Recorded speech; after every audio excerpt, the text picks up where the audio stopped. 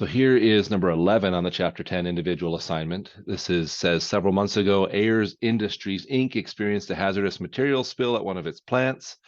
As a result, the Environmental Protection Agency fined the company $390,000.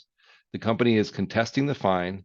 In addition, an employee is seeking $560,000 in damages related to the spill. Lastly, a homeowner has sued the company for $250,000.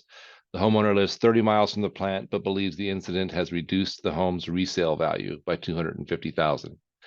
So Ayers' legal counsel believes that it is probable that the EPA fine will stand. So we're going to have to pay that fine, is what our lawyer is telling us. In addition, counsel indicates that an out-of-court settlement of $240,000 has already been reached with the employee. So we've agreed to pay that much to the employee. The final papers will be signed next week. Counsel believes that the homeowner's case is much weaker and will be decided in favor of Ayers. So other litigation related to this bill is possible, but damage amounts are uncertain. So the idea behind this is like, what do we have to put on our books to show this?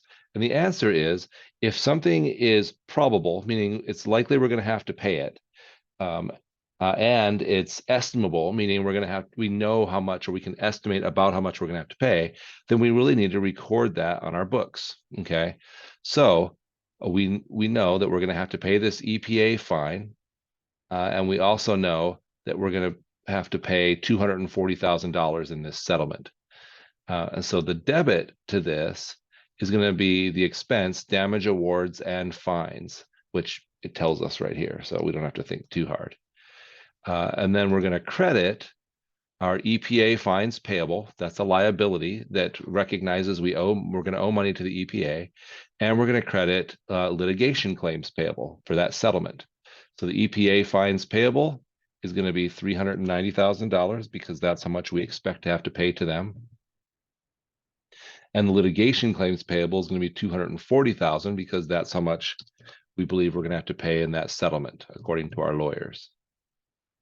We'll add those two up.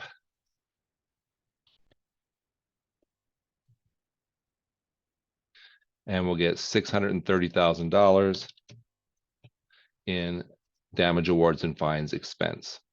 All right, and then the notes in our financial statements will say something like this. The company experienced a hazardous material spill at one of its plants during a previous period. The spill has resulted in a number of lawsuits to which the company is a party. The Environmental Protection Agency has fined the company $390,000, which the company is contesting. Although the company does not admit fault, legal counsel believes that the fine payment is probable. In addition, an employee has sued the company.